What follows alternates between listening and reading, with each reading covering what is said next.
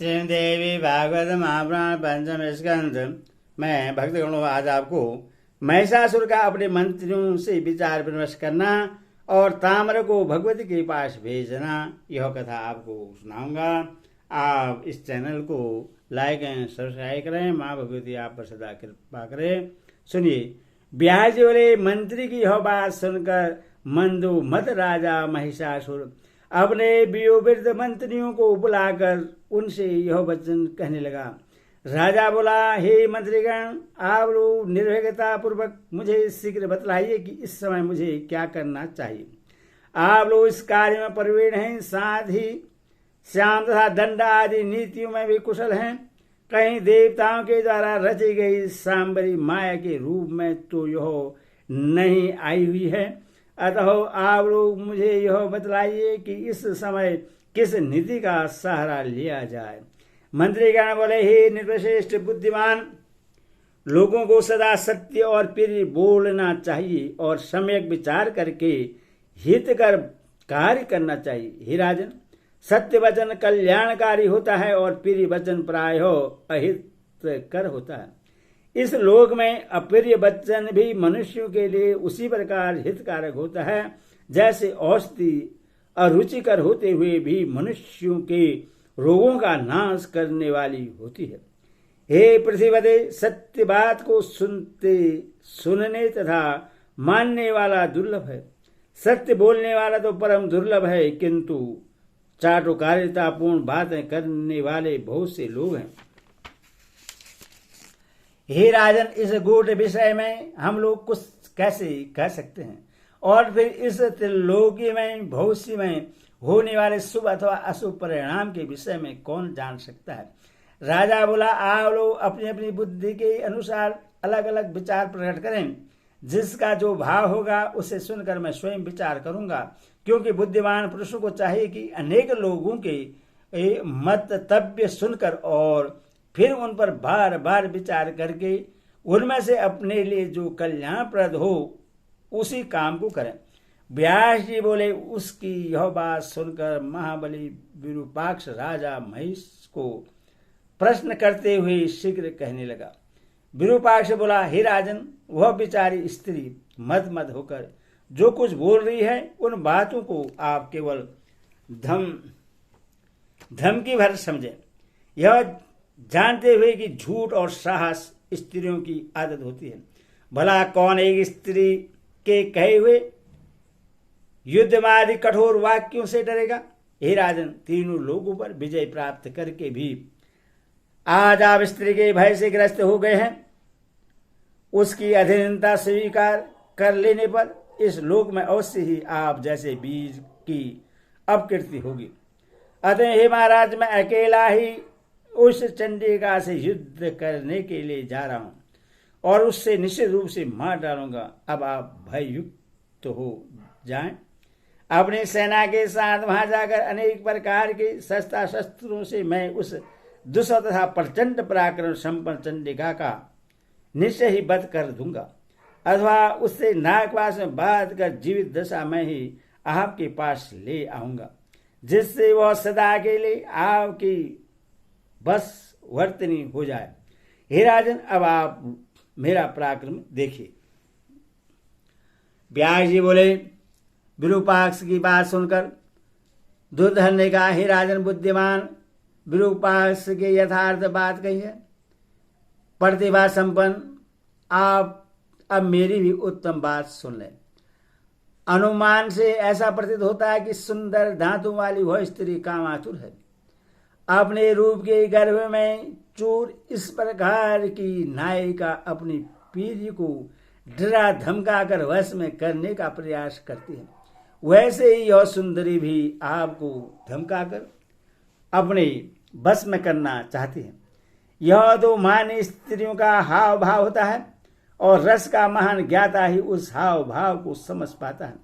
आसक्त प्रेमी के प्रति किसी स्त्री की ऐसी वक्रोक्ति होती ही है जैसे काम शास्त्र का विद्वान कोई बिरला पुरुष ही समझ पाता है। जैसे उसने कहा है, मैं तुम्हें युद्ध क्षेत्र में बाणों से मार डालूंगी, इस कथन में बहुत बड़ा रहस्य निहित है। जिससे रहस्यविद ही भली भांति समझ सकते हैं।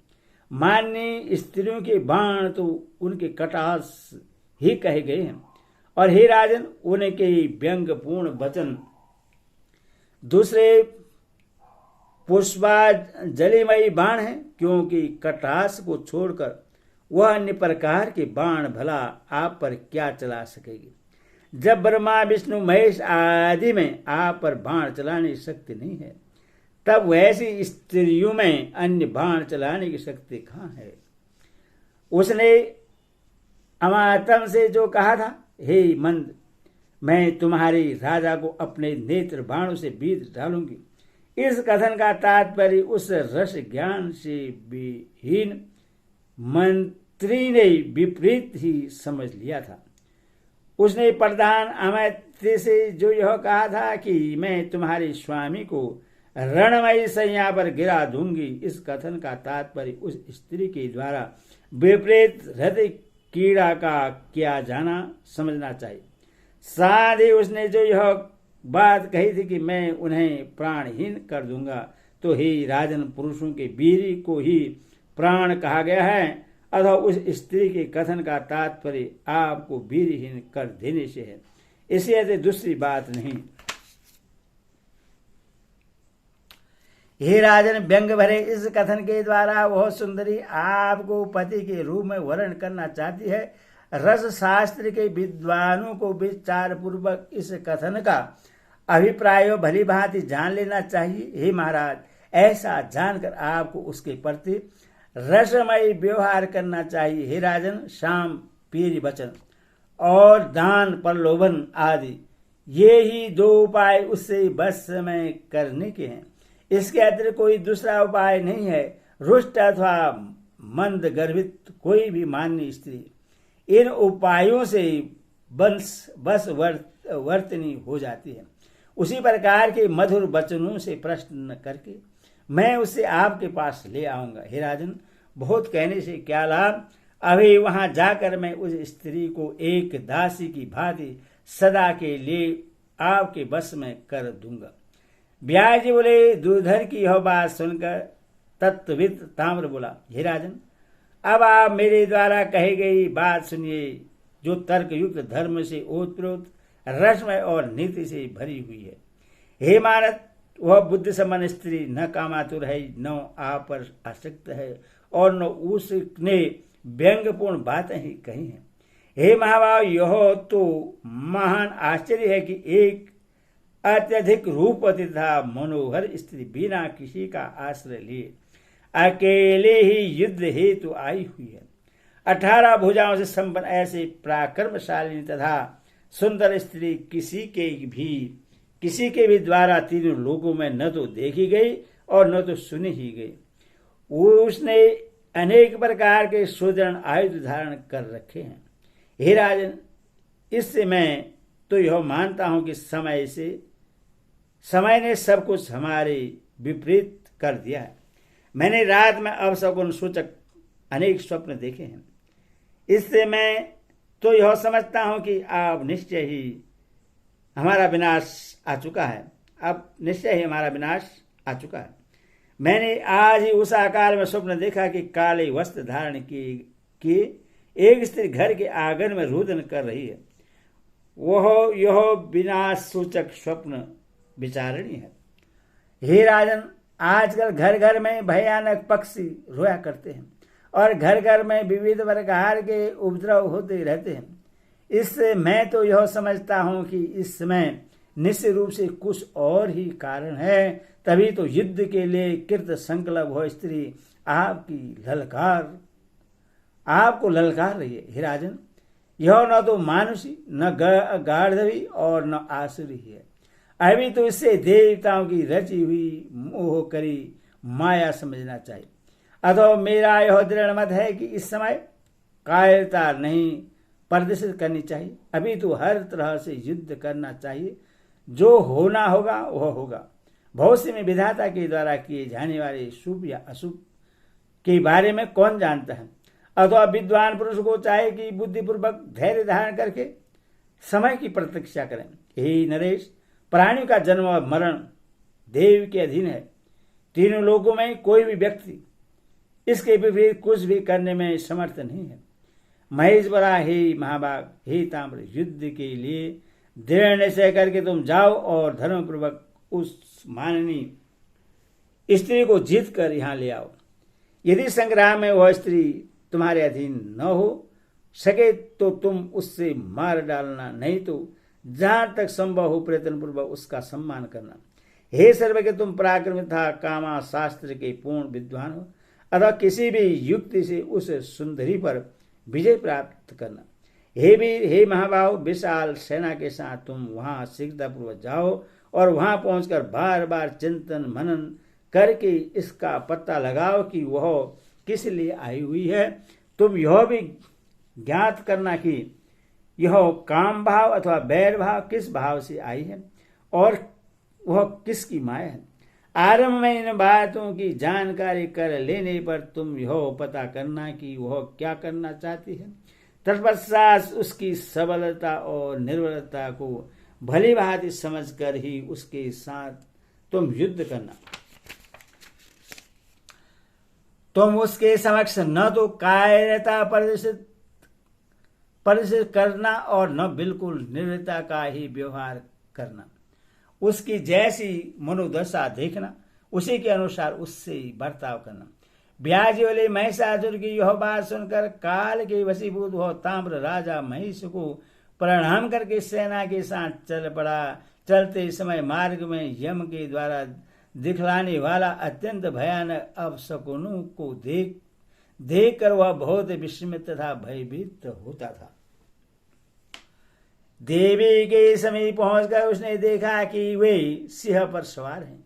वे विविध प्रकार के आयुधों से विभूषित हैं तथा सभी देवता उनकी स्तुति कर रहे हैं। तदनंतर उस ताम्र ने विनम्र भाव से खड़े होकर सामनीति का आश्रय लेकर मधुर वाणी में शांतिपूर्वक देवी से यह वचन कहा। हे देवी, दैत्यों के अधिपति तथा विशाल सिंह वाले राजा महेश आपके रूप तथा गुण पर मोहित होकर आपसे विवाह करने की अभिलाषा रखते हैं।